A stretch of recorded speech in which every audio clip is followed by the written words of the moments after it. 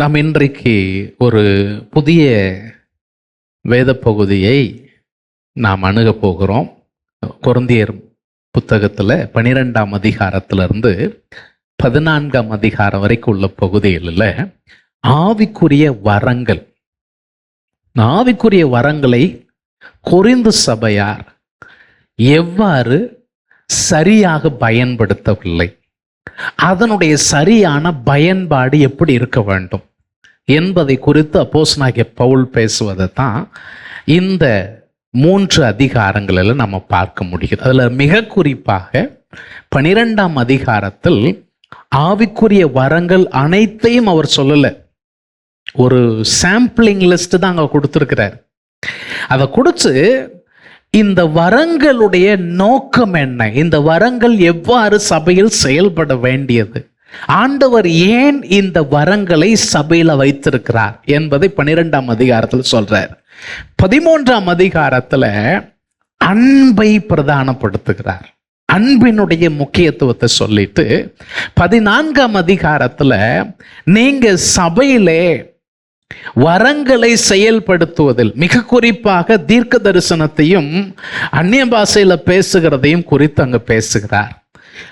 சபையில் பக்தி விருத்தி வளர்ச்சி உண்டாக வேண்டுமானால் சொல்லப்படுகிற செய்தியை புரிந்து கொள்வது அவசியம். ஒருவர் அந்நிய பாஷையில பேசுகிறது சபையில் இருக்கிற எல்லோரும் புரிந்து கொள்ளக்கூடிய நிலையில் இல்லாதிருப்பதனால் அதனால் அவர்கள் வளர்ச்சி பக்கத்தில் இருக்கிற இன்னொரு வளர்ச்சி அடைய முடியாத ஒரு சூழல் இருக்கிறது. இதெல்லாம் அவர் விளக்கி சொல்லுகிறார். அப்போ சகலமும் நல்லொழுக்கமும் கிரமமாய் செய்யப்பட கடவுது என்பதை சொல்லி கடைசியில் அவர் முடிக்கிறார்.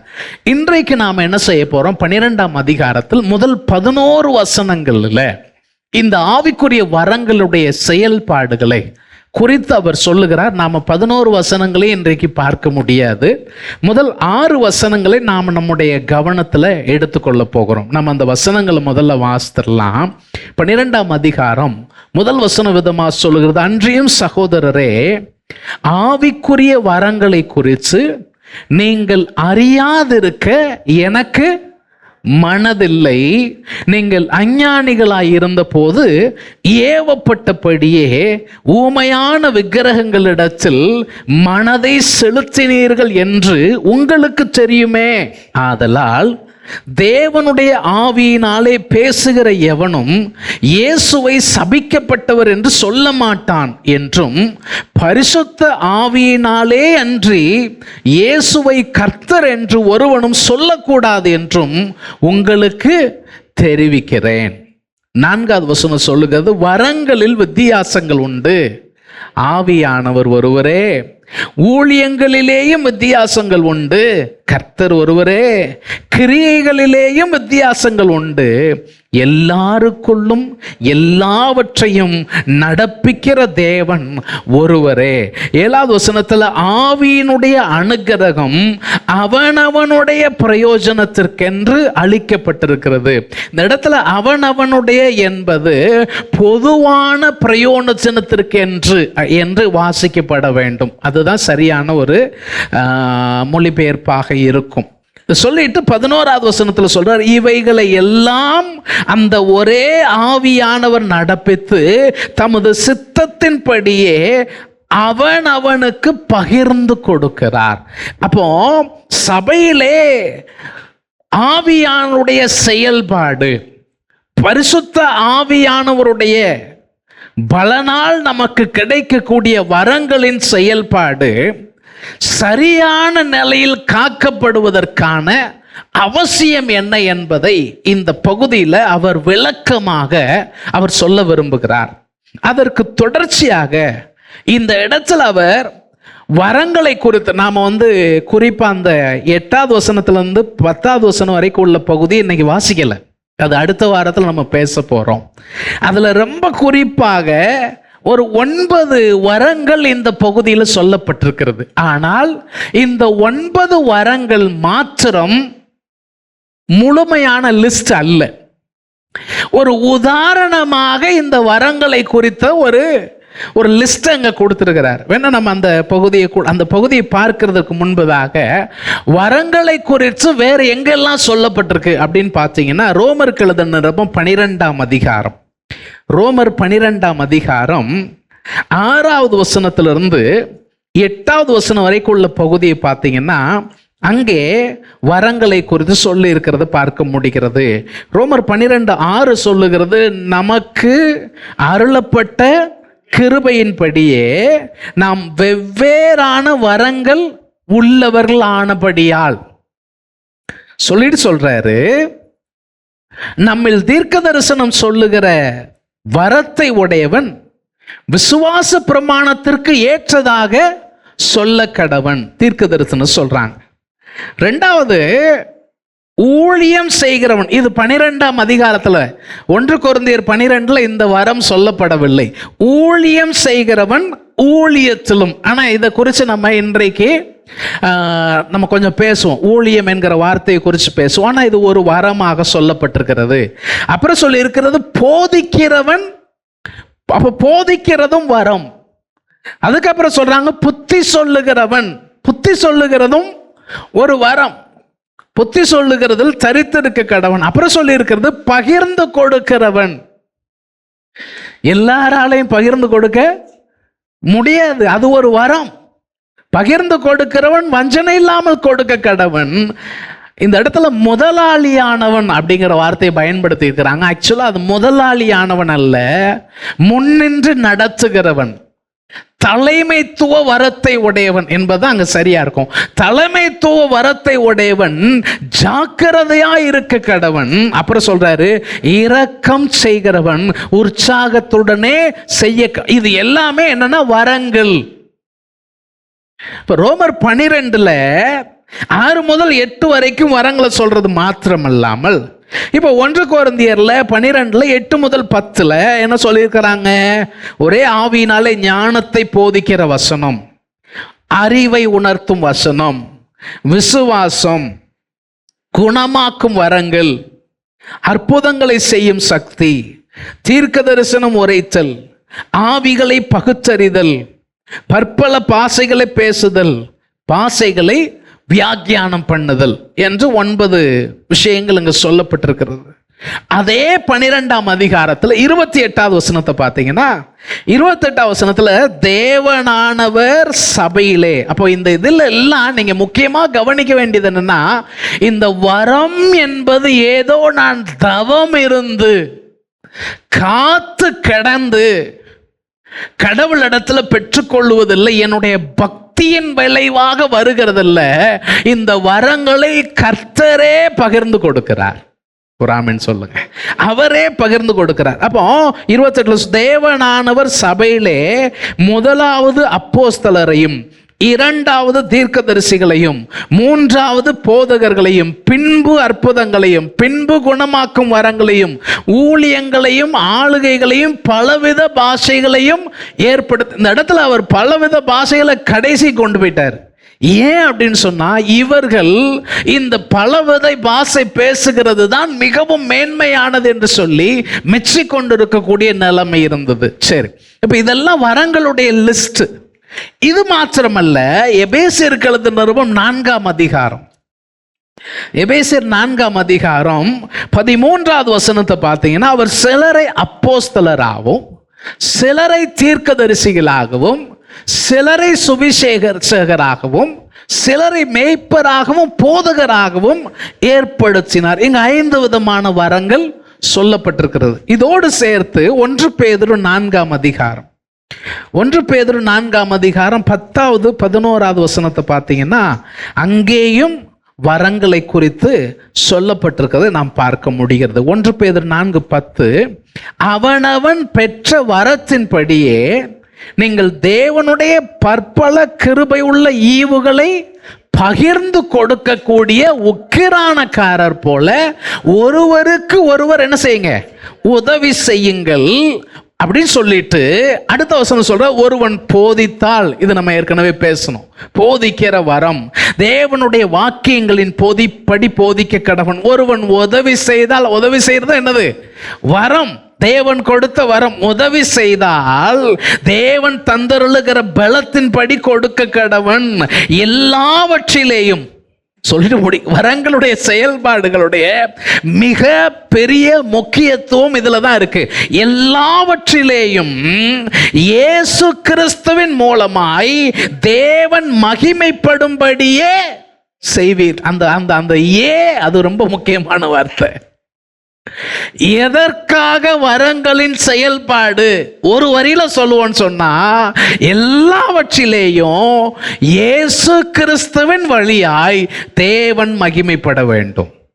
என்னுடைய அதாவது பாஸ்டர் வரம் பெற்ற ஊழியர் அப்படின்னு டைட்டில் போடுறதுக்கு என்ன கிடையாது, வரம் அல்ல. ஐயோ அவர் எவ்வளவு வல்லமையான ஊழியக்காரர். அந்த சிஸ்டர் வாயை திறந்து ஒருத்தரை பார்த்த உடனே அப்படியே அவங்க வாழ்க்கையெல்லாம் சொல்லிடுவாங்க, அதுக்கு வரம் கிடையாது. உங்களுக்கு அப்படி அவங்க அந்த சிஸ்டர் அந்த பிரதர் ஒரு ஆளை தொட்டுட்டா போதும், அவங்க வியாதியெல்லாம் மறைஞ்சிடும். ரொம்ப பலம் பெற்ற ஊழியக்காரர், வரம் பெற்ற ஊழியர், அதற்கல்ல வரம்.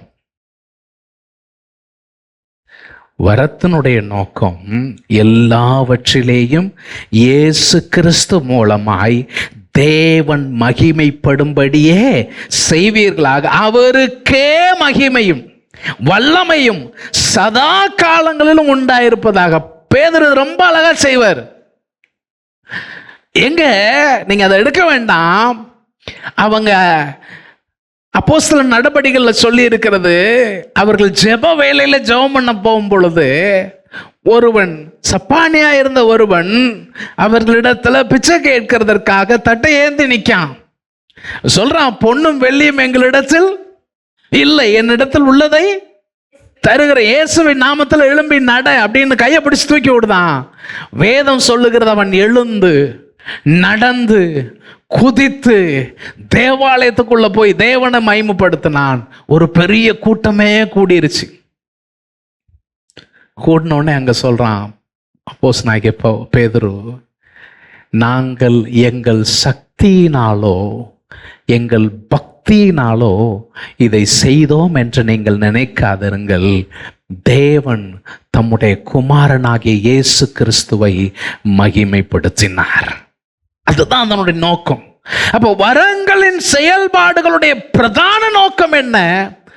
இயேசு மகிமைப்படணும். சரி, இதை நம்ம மனசுல வச்சுக்கிட்டு நம்ம இன்றைக்கு 1 கொரிந்தியர் 12ஆம் அதிகாரம் முதல் 6 வசனத்தை மாத்திரம் என்ன சொல்லுது அப்படிங்கிறத நான் சுருக்கமாக சொல்லி உங்களோடு கூட ஜெபிக்க போகிறேன். முதல் வசனத்தில் சொல்றாரு, ஆவிக்குரிய வரங்களை குறித்து நீங்கள் அறியாதிருக்க எனக்கு என்ன இல்லை, மனசு இல்லை. நீங்கள் அறிந்து கொள்ள வேண்டும்.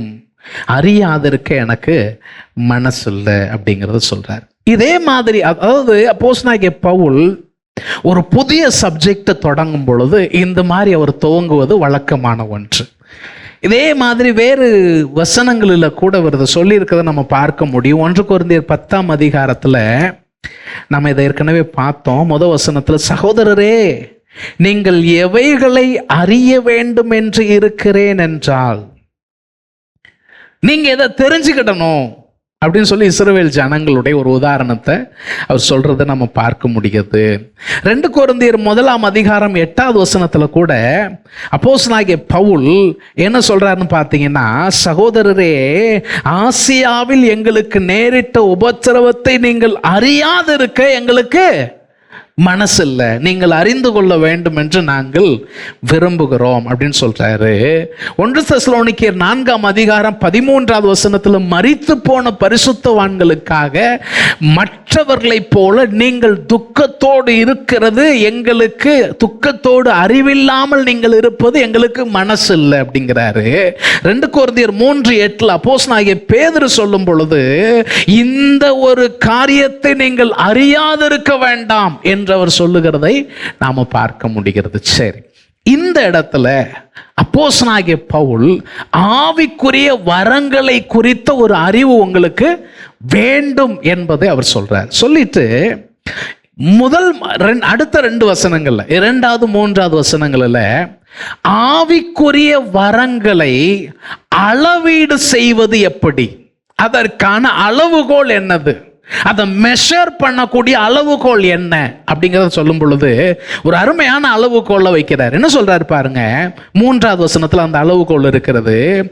தேவனுடைய ஆவியினாலே பேசுகிற எவனும் இயேசுவை என்ன சொல்ல மாட்டான்? சபிக்கப்பட்டவர்னு சொல்ல மாட்டான். சொல்லிட்டு பரிசுத்த ஆவியானுடைய உதவி இல்லாமல் இயேசுவை கர்த்தர் அப்படின்னு சொல்லியும் ஒருவனும் சொல்லக்கூடாது என்று உங்களுக்கு தெரிய. அப்போ வரங்களுடைய அடிப்படை செயல்பாட்டினுடைய அளவீடு என்ன? ஒருத்தர் தன்னுடைய வரத்தை சரியாய் செயல்படுத்துகிறாரா இல்லையா என்பதை எப்படி கண்டுபிடிக்கிறது? அவர் இயேசுவை மகிமைப்படுத்துகிறாரா இல்லையா என்பதில் தான் அவருடைய வரத்தின் செயல்பாடு அளவீடு செய்யப்பட வேண்டும். ஒரு ஆமென் சொல்லுங்க.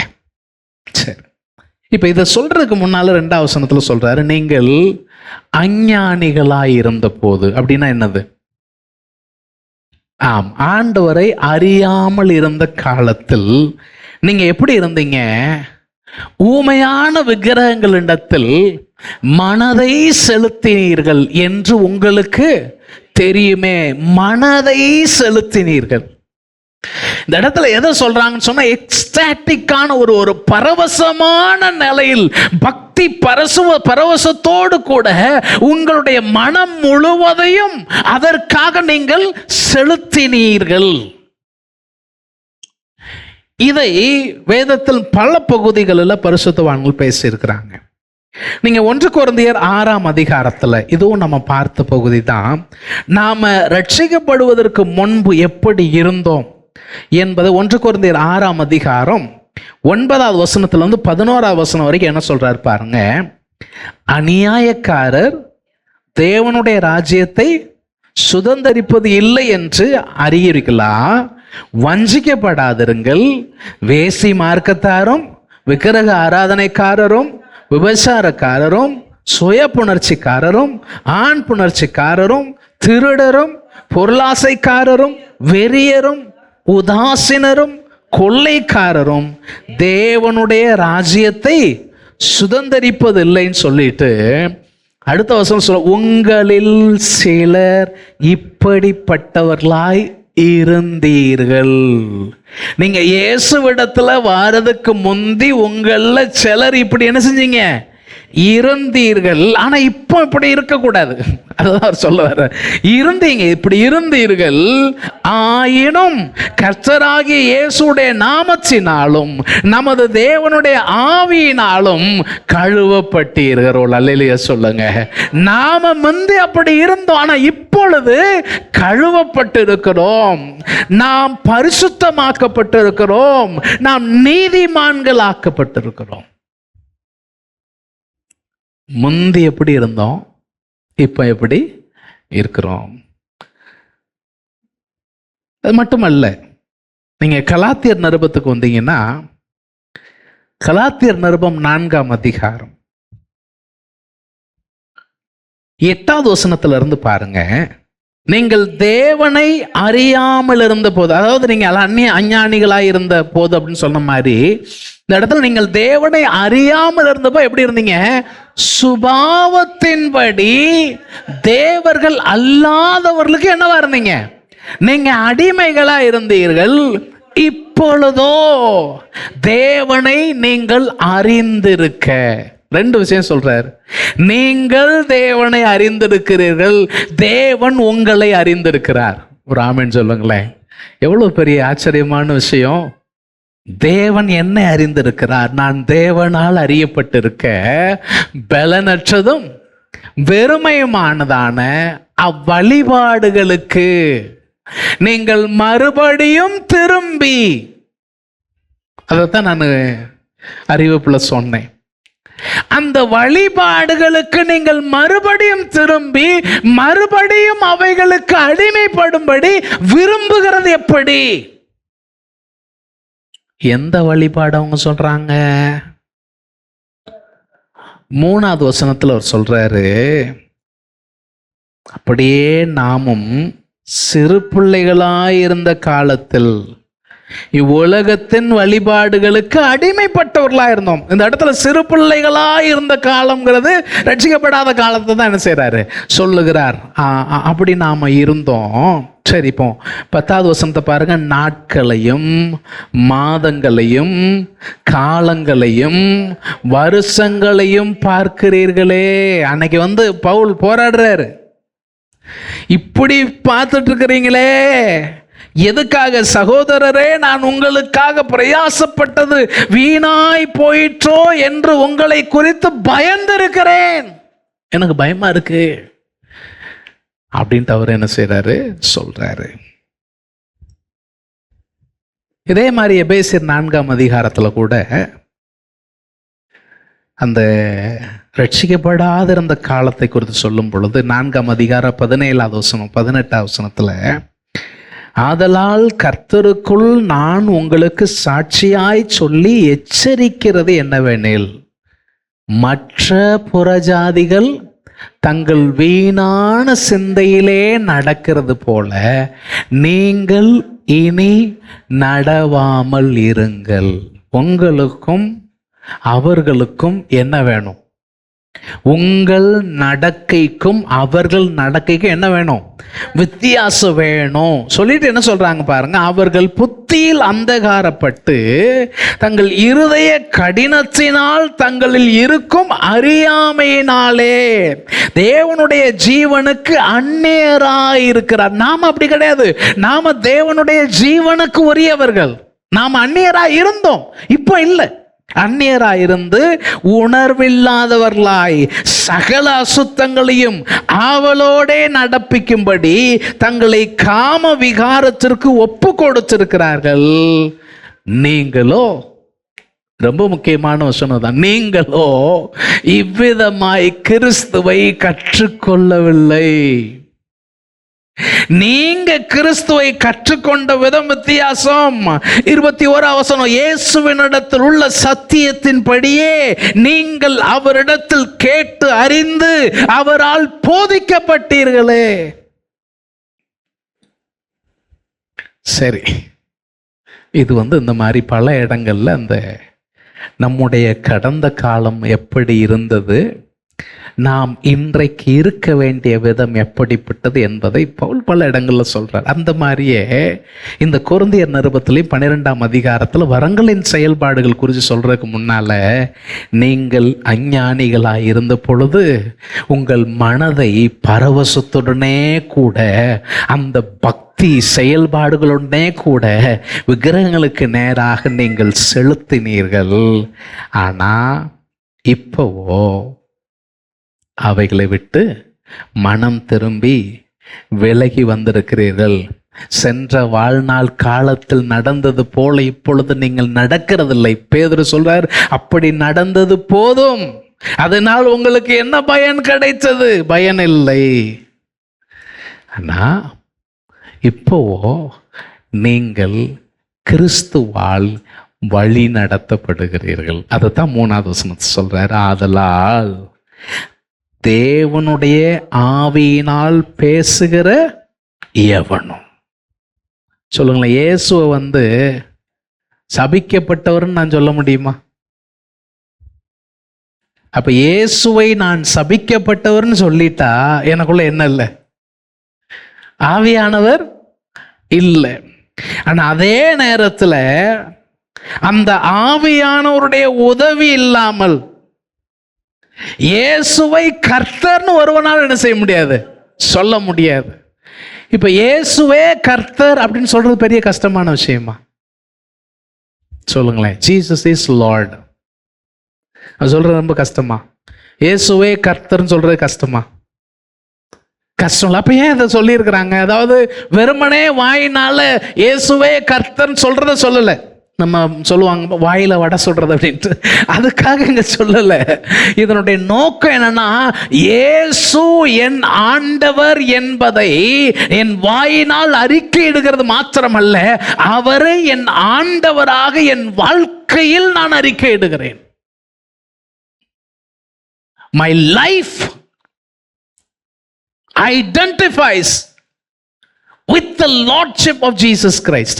இயேசு கிறிஸ்துனுடைய அந்த அதிகாரத்திற்கு கீழ்ப்பட்டவனாய் இருக்கிற நிலையில் என்னுடைய வாழ்வு அடையாளப்படுத்திக் கொள்ளுகிறது. அதைத்தான் நம்ம சொல்றோம்.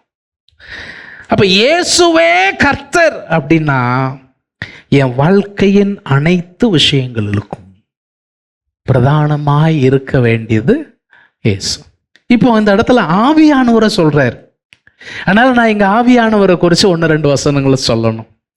இயேசு கிறிஸ்து இந்த ஆவியானவரை குறித்து சீசர்களிடத்துல சொல்லும் பொழுது யோவான் 16ஆம் அதிகாரத்துல 14வது வசனத்திலிருந்து 15வது வசனம் வரைக்கும் என்ன சொல்றாரு பாருங்களேன்.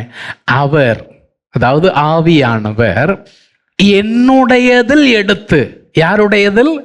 இயேசு கிறிஸ்துவில் எடுத்து உங்களுக்கு அறிவிக்கிறதுனால் என்னை மகிமைப்படுத்துவார். அப்ப ஆவியானவர் யாரை மகிமைப்படுத்துறாரு? இயேசுவை மகிமைப்படுத்துறார். ஏன் இயேசுவை மகிமைப்படுத்துறாருன்னா இயேசுவிலிருந்து தான் அவர் எடுத்து கொடுக்கிறார். அடுத்த வசனம் சொல்றாரு, பிதாவுடையவைகள், பிதாவினுடையவைகள் யாவும் என்னுடையவைகள், அதனாலே அவர், ஆவியானவர், என்னுடையதில் எடுத்து உங்களுக்கு அறிவிப்பார் என்றேன். இயேசு சொல்றார், பிதாவுடையது எனக்குள்ளது, ஆவியானவர் என்னுடையதில் இருந்து எடுத்து உங்களுக்கு அறிவிப்பதனால் அவர் இயேசுவை மேன்மைப்படுத்த. நான் வரத்தை வைத்துக்கொண்டு நான் இயேசுவுக்கு விரோதமாய் செயல்பட முடியாது. என்னுடைய வரங்களை எந்த விதத்திலும் துஷ்பிரயோகம் செய்கிறதற்கு இயேசு அனுமதிப்பதில்லை. ஏன் இயேசு அனுமதிப்பதில்லைன்னு சொன்னா, அந்த வரங்களை எனக்கு தருகிற ஆவியானவர் அதன்படி போறதே கிடையாது. அந்த வழியில் அவர் போறதே கிடையாது. அவர் சுயமா எதையும் செய்கிறதில்லை. அவர் இயேசுவிலிருந்து எடுத்து செய்கிறதுனால் இயேசுவை மகிமைப்படுத்துகிறதையே அவர் குறியா வச்சிருக்கிறாரு. 1 யோவான் 4ஆம் அதிகாரம், இது ரொம்ப முக்கியமான வேத பகுதி. 1 யோவான் 4ஆம் அதிகாரத்துல 2வது வசனத்திலிருந்து 4வது வசனம் வரைக்கும் உள்ள பகுதியை பார்த்தீங்கன்னா, தேவ ஆவியை நீங்க எப்படி அறிந்து கொள்வது? தேவ ஆவியை எதனால் அறியலாம் என்றால், மாம்சத்தில் வந்த இயேசு கிறிஸ்துவை அறிக்கை பண்ணுகிற எந்த ஆவியும் அது தேவனால் உண்டாயிருக்கிறது. மாம்சத்தில் வந்த இயேசு கிறிஸ்துவை அறிக்கை பண்ணாத எந்த ஆவியும் தேவனால் உண்டானது அல்ல. வரும் என்று நீங்கள் கேள்விப்பட்ட அந்தி கிறிஸ்துடைய ஆவி அதுவே, அது இப்பொழுதும் உலகத்தில் இருக்கிறது. பிள்ளைகளே, நீங்கள் தேவனால் உண்டாயிருந்து அவர்களை ஜெயித்தீர்கள். ஏனென்றால் உலகத்தில் இருக்கிறவனிலும் உங்களில் இருக்கிறவர் பெரியவர். அல்லேலூயா. அப்போ தேவனுடைய ஆவியை உடையவன் கிறிஸ்துவை அறிக்கை செய்கிறான். சீசர்கிட்ட கேட்டார் பாருங்க, ஜனங்கள் என்ன யார் என்று சொல்லுகிறார்கள்? ஒவ்வொருத்தரும் ஒன்று சொன்னாங்க. ஆண்டவர் சீசர்ல பார்த்து கேட்காரு, நீங்க என்ன யாருன்னு சொல்றீங்க? பேதர் சொல்றான், நீர் ஜீவனுள்ள தேவனுடைய குமாரனாகிய கிறிஸ்து. உடனே அவர் சொல்றாரு, பேதுருவே, மாம்சமும் இரத்தமும் இதை உனக்கு என்ன செய்யல, வெளிப்படுத்தல, பரலோகத்தில் இருக்கிற என்னுடைய பிதாவே இதை உனக்கு என்ன செஞ்சிருக்கிறார், வெளிப்படுத்தி இருக்கிறார். நிறைய வசனங்கள் சொல்ல முடியும். இதே யோவான் சுவிசேஷம் 15ஆம் அதிகாரத்துல 26வது வசனத்துல வசனம் சொல்லுகிறது, அவர் பிதாவினிடத்திலிருந்து நான் உங்களுக்கு அனுப்ப போகிறவர். யாரு? ஆவியானவர். ஆவியானவரை நான் பிதாவினிடத்திலிருந்து உங்களுக்கு அனுப்புறேன். அவர் பிதாவிடத்திலிருந்து புறப்படுகிறவர். இவர் யாருன்னா சத்திய ஆவியானவர். இவர் தேற்றரவாளன். இவர் வரும்போது என்னை குறித்து சாட்சி கொடுப்பார். அப்ப திரும்ப திரும்ப நாம இங்க சொல்ல விரும்புகிற முக்கியமான விஷயம் என்னன்னு கேட்டா, இயேசு ஆவியின் செயல்பாடு இயேசுவினுடைய அதிகாரத்திற்கு கீழ்ப்பட்டது. இயேசு இரட்சகர் மாத்திரமல்ல, இயேசு ஆண்டவருமா இருக்கிறார். அதனாலதான் அந்த மத்தேயு சுவிசேஷத்துல 7ஆம் அதிகாரத்துல 21வது வசனத்திலிருந்து 23 நமக்கு தெரிஞ்ச வசனம் தான். 21வது வசனம் சொல்லுது, பரலோகத்தில் இருக்கிற என் பிதாவின் சித்தத்தின்படி செய்கிறவனே பரலோக ராஜ்யத்தில் பிரவேசிப்பானே அல்லாமல் என்னை நோக்கி கர்த்தாவே கர்த்தாவே என்று சொல்லுகிறவன் அதிலே பிரவேசிப்பது இல்லை. என் பிதாவின் சித்தத்தை அவன் செய்ய வேண்டும் சொல்லிட்டு சொல்றாரு. அந்நாளில் அநேகர் என்னை நோக்கி கர்த்தாவே கர்த்தாவே உமது நாமத்தினாலே தீர்க்க தரிசனம் சொன்னோமே, உமது நாமத்தினாலே பிசாசுகளை துரத்தினோமே, உமது நாமத்தினாலே அற்புதங்களை செய்தோம் அல்லவா. அவர் என்ன சொல்வாரா, உங்களை ஒரு காலம் அறியவில்லை. ஏன்? அக்கிரம செய்கைக்காரரே என்னை விட்டு அகன்று போங்கள் என்று அவர்களுக்கு சொல்லுவேன். இது எவ்வளவு கடினமான வார்த்தை பாருங்க. இவங்க நாங்க அதை செஞ்சோம் இதை செஞ்சோம் சொல்லிட்டு இருக்காங்க. ஆனா ஆண்டவர் என்ன சொல்றாரு, உங்களை நான் ஒரு காலம் அறியவில்லை. அப்ப அவரை அறியாத நிலையில் இருந்தவர்கள் கூட அற்புதங்களை அவர் நாமத்தில் செய்து கொண்டிருந்திருக்கிறார்கள். அதனால உண்மையான ஆவியின் செயல்பாடின் அளவீடு என்னன்னு கேட்டா, கிறிஸ்துவுக்கு மகிமை தருகிற வாழ்வை உடையவர்களா இருக்க வேண்டும். கிறிஸ்துவை மகிமைப்படுத்துகிற வாழ்க்கை முறை இல்லாமல் ஒருவர் அற்புத அடையாளங்களை செய்தாலும் அது பிரயோஜனம் இல்லாதது. சரி, சொல்லிட்டு நமக்கு நேரம் கடந்து போகிறது. சீக்கிரமா அடுத்த பகுதி நான் சொன்ன 4வது வசனத்திலிருந்து 6வது வசனம் வரைக்கும் இந்த வரங்களினுடைய வித்தியாசங்களை அவர் சொல்றாரு. ரொம்ப முக்கியமான ஒரு இதை நீங்க புரிஞ்சுக்கணும். இது பேசிக். இதை புரிஞ்சாதான் நீங்க அடுத்தடுத்த வசனங்களை நீங்க நல்லா புரிந்து கொள்ளுகிறதுக்கு உங்களுக்கு உதவியா இருக்கும். இல்ல 3 வார்த்தைகள் பயன்படுத்துறாங்க பாருங்க. வித்தியாசங்கள் எதெல்லாம் இருக்கு? நம்பர் 1, வரங்களில் வித்தியாசங்கள். ஆனா ஆவியானவர் ஒருவரே. அப்புறம் சொல்றாங்க ஊழியங்கள்ல என்ன இருக்கு, ஆனா கர்த்தர் ஒருவரே. அடுத்த வருஷம் சொல்ற கிரியைகளில் என்ன இருக்கு, வித்தியாசம் இருக்கிறது. ஆனா எல்லாருக்குள்ளும் எல்லாவற்றையும் நடப்பிக்கிற தேவன் ஒருவர். அப்ப எப்படி சொல்றாங்க? ஆவியானவர் ஒருவரே, கர்த்தர் ஒருவரே, தேவன் ஒருவரே. தேவன் ஒருவர் என்றாலும், கர்த்தர் ஒருவர் என்றாலும், ஆவியானவர் ஒருவர் என்றாலும் அவர்களுடைய செயல்பாடுகளில் வித்தியாசங்கள் இருக்கிறது. நம்ம இந்தியாவுடைய மேன்மை என்ன அப்படின்னு சொல்லுவாங்கன்னா, யூனிட்டி இன் டைவர்சிட்டி அப்படிம்பாங்க. வேற்றுமையில் ஒற்றுமை. நம்ம எல்லாரும் யூனிஃபார்மா இருக்க வேண்டிய அவசியம் இல்லை. there is no need of uniformity, but there is an essential need for unity. ஐக்கியத்திற்கான தேவை இருக்கிறது.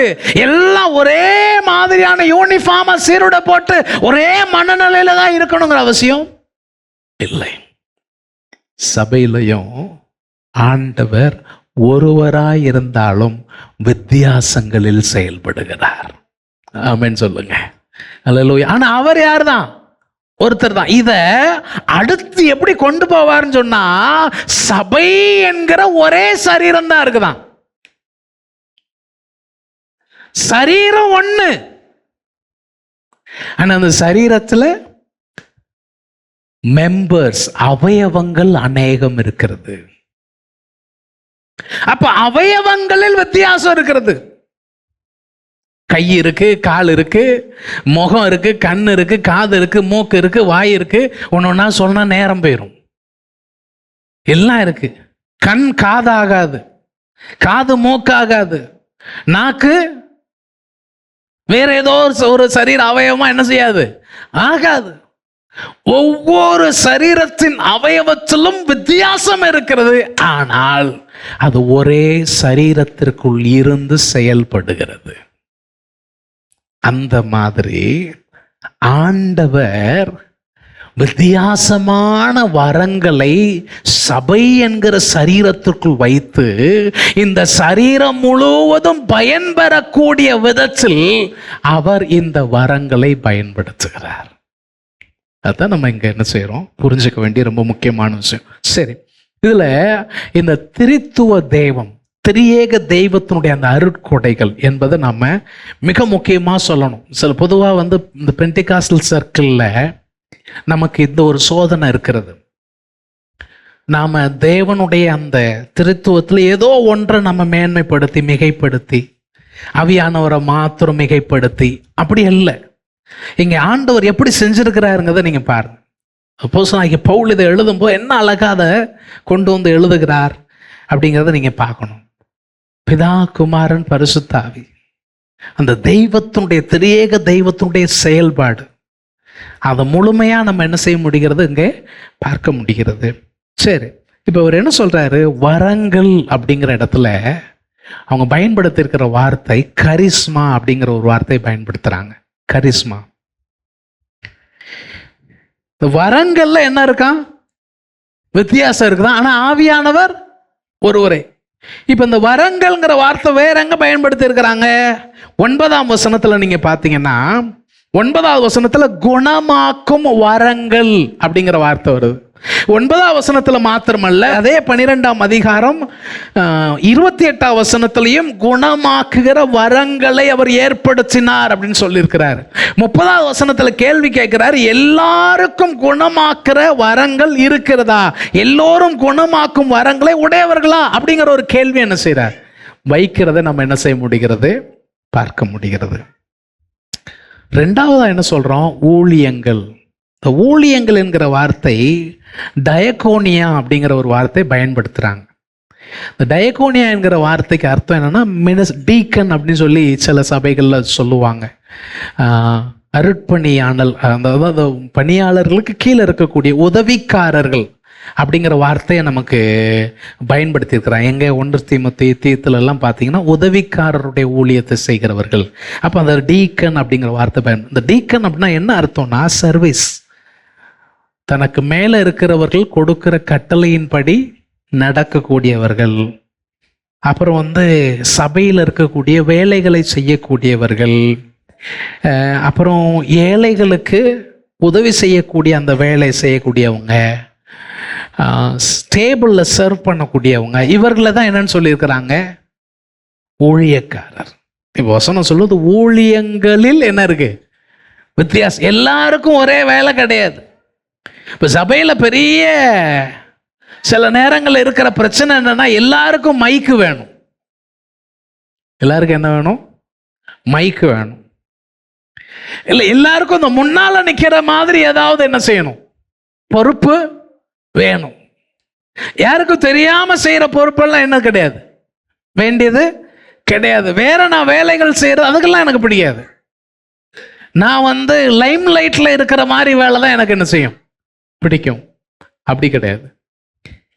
இயேசு கிறிஸ்துவ குறித்து சொல்லும் பொழுதே அவர் ஊழியம் கொள்ளும்படி வராமல் ஊழியம் செய்யவும் அநேகருக்கு தம்முடைய ஜீவனை கொடுக்கும்படியாக அவர் இந்த பூமிக்கு என்ன செஞ்சார், வந்தார்னு சொல்லியிருக்கு. அப்புறம் சொல்லியிருக்கிறது கிரியைகளிலும் என்ன இருக்குதான், கிரியைகள் அப்படின்னா அதில் என்ன வார்த்தை பயன்படுத்த இருக்கிறாங்கன்னா எனர்கேமா அப்படிங்கிற வார்த்தை பயன்படுத்துகிறாங்க. அதில் தான் அந்த எனர்ஜி அப்படிங்கிற ஒரு ஆங்கில வார்த்தை இருக்குது. எனர்ஜினா என்ன, ஒரு செயலை செய்வதற்கான ஆற்றல், ஒரு காரியத்தை நடப்பிக்கிறதற்கான ஒரு புத்துணர்ச்சி, திறம்பட செய்கிறது, சுறுசுறுப்பா இருக்கிறது, ஊக்கமா செய்யறது, வலிமை மிக்க செயல்பாடு, எல்லாத்தையும் சொல்லலாம். இந்த வார்த்தை வேற எங்க வருது நீங்க பார்த்தீங்கன்னா 12ஆம் அதிகாரம் பின்பகுதியில் பார்த்தீங்கன்னா, வேறொருவனுக்கு அற்புதங்களை செய்யும் 10வது வசனம், அற்புதங்களை செய்யும் சக்தி. அந்த சக்திங்கிறதுக்கு எனர்கேமா அப்படிங்கிற வார்த்தை, கிரியைகள் அப்படிங்கிற வார்த்தை என்ன செய்கிறாங்க, பயன்படுத்துறது பார்க்க முடிகிறது. சரி, இப்போ வருகிற வாரத்தில் நம்ம இந்த லிஸ்ட்டுக்குள்ளே போவோம். ஆனால் இன்னைக்கு நம்ம சொல்ல வேண்டிய முக்கியமான விஷயம் என்னென்னா, இவை எல்லாவற்றையும் யார் செய்கிறா அப்படின்னு கேட்டால், அந்த ஒரே ஆவியானவர் நடப்பிக்கிறார். 11வது வசனத்தை பாருங்க. இவைகளை எல்லாம் அந்த ஒரே ஆவியானவர் நடப்பித்து. இதுதான் ரொம்ப முக்கியப்படும். ஏன்னா கொரிந்து சபையில பிரிவினை இருக்கு. எதுக்கு எடுத்து எந்த சபையில மக்களுக்குள்ள என்ன இல்லை, ஒற்றுமை இல்லை, பிரிவினை கிடக்கு. நீ பெருசா நான் பெருசா, போட்டி பொறாமை எங்க இருக்கு? சபையில இருக்கு. ஆனா வரங்கள் இருக்கு. வரங்களை குறித்து மேன்மை பாராட்டுறாங்க, பெருமை பாராட்டுறாங்க. ஆனா அவங்களுக்குள்ள என்ன இருக்கு? பிரிவினை இருக்கிறது. அதனாலதான் அவர் சொல்ற, இவை எல்லாவற்றையும் இந்த ஒரே ஆவியானவர் நடப்பித்து தமது சித்தத்தின்படியே அவனவனுக்கு என்ன செய்யறாராம், பகிர்ந்து கொடுக்கிறார். இதுக்கு அர்த்தம் என்ன அப்படின்னு கேட்டா, அவர் ஒருத்தர் தான், ஆனா வித்தியாசமான நிலைகளில் அவர் என்ன செய்யறார், செயல்பட விரும்புகிறார். அப்ப தேவன் இந்த வரங்களில் பலவிதமான செயல்பாடுகளை வச்சிருக்கிறதுக்கு காரணம், ஒவ்வொருத்தரும் அவருடைய செயல்பாடை வைத்து பிரிவினையை ஏற்படுத்துறதுக்கு கிடையாது. அவருடைய செயல்பாடை வைத்து ஒற்றுமையை வலுப்படுத்துவதற்கு, அதற்காகத்தான் அவர் வரங்களை என்ன செஞ்சிருக்கிறார், வச்சிருக்கு. இதே புஸ்தகத்துல தான் நம்ம வாசிச்சோம். இந்த பகுதியில் நம்ம ஏற்கனவே சொல்லி இருக்கிறோம், ஆனால் நான் ஞாபகப்படுத்தி போறது நல்லது. 1 கொரிந்தியர் 1ஆம் அதிகாரம் 10வது வசனத்தை பார்த்தீங்கன்னா, அவர் துவக்கத்திலே இதுதான் சொல்றார்.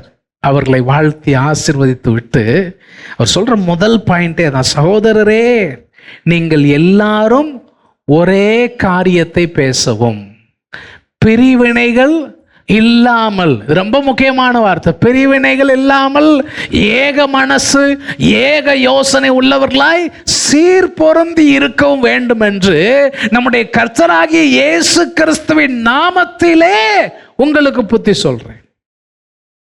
எப்படி சொல்றேன்? இயேசுவின் நாமத்துல சொல்றேன். நம்ம ஏற்கனவே சொன்னோம், வரங்களுடைய அளவுகோல் என்னது? இயேசு கிறிஸ்துவனுடைய அந்த ஆளுகைக்கு உட்பட்டு இருக்கிறது, இயேசுவின் கர்த்தத்துவத்திற்கு உட்பட்டு இருக்கிறது. அதனால இங்க அவர் சொல்றாரு, அந்த கர்த்தத்துவத்திற்கு உட்பட்டு இருக்கிறவனாய் இருக்கிறவன் ஏக சிந்தை ஏக யோசனை ஒரே மனது உள்ளவர்களாய் சீர் பொருந்தி இருப்பார்கள். 11ஆம் அதிகாரம் கடந்த முறை நம்ம பேசணும். 18வது வசனத்துல அவர் என்ன சொல்றாரு? முதலாவது, நீங்கள் சபையிலே கூடி வந்திருக்கும் போது உங்களில் பிரிவினைகள் உண்டென்று கேள்விப்படுகிறேன், அவைகளில் சிலவற்றை நம்புகிறேன்.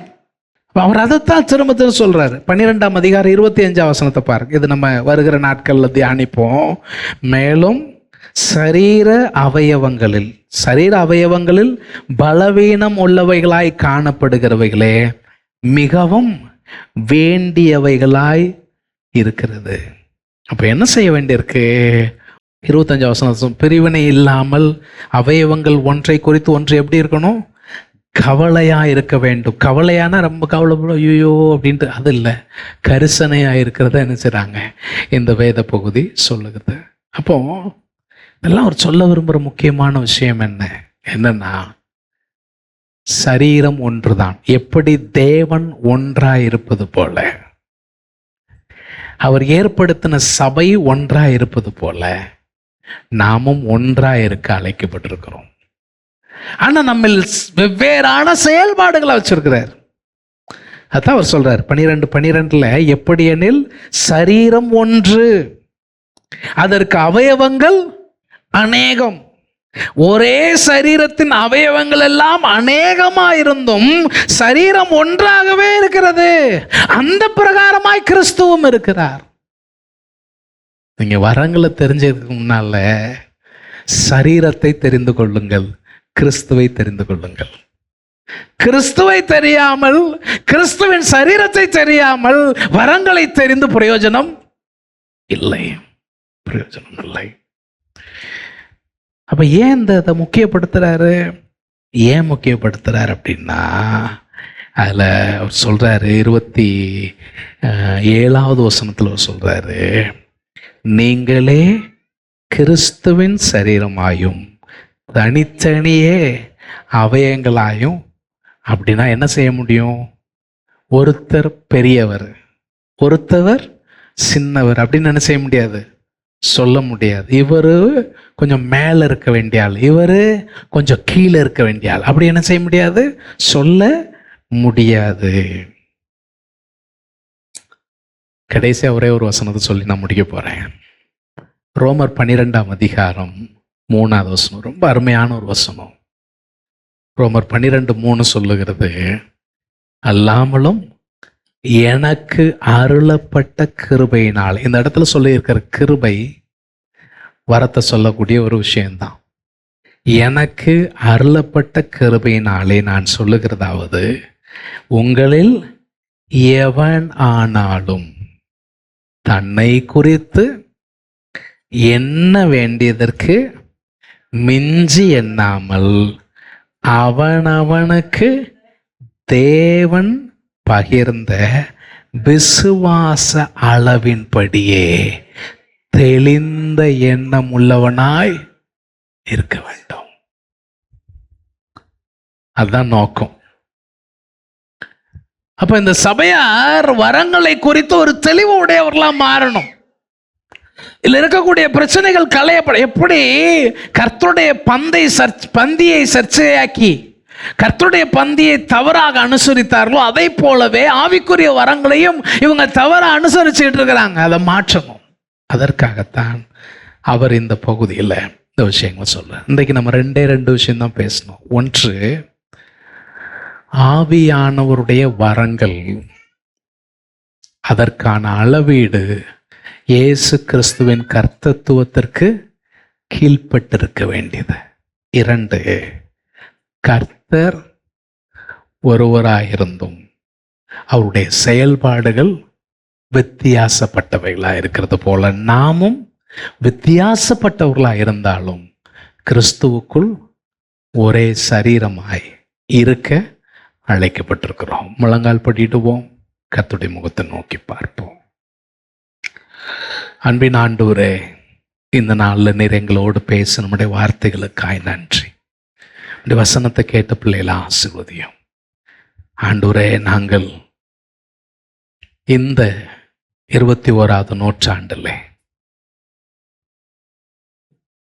உலகத்தின் ஒரு ஓரத்திலிருந்து உம்மை மகிமைப்படுத்துகிற சபையாய், ஆண்டவரே, எங்களுக்கு நீர் தந்திருக்கிற ஆவிக்குரியவைகளின் முக்கியத்துவத்தையும் அவசியத்தையும் உணர்ந்து கொண்டு ஒற்றுமையையும் ஏக சிந்தையையும் உயர்த்தி மேன்மைப்படுத்த கர்த்தர் எங்களுக்கு உதவி செய்யும். வசனத்தை கேட்ட பிள்ளைகளை ஆசீர்வதியும். இயேசுவின் நாமத்தில் பிதாவே, ஆமென்.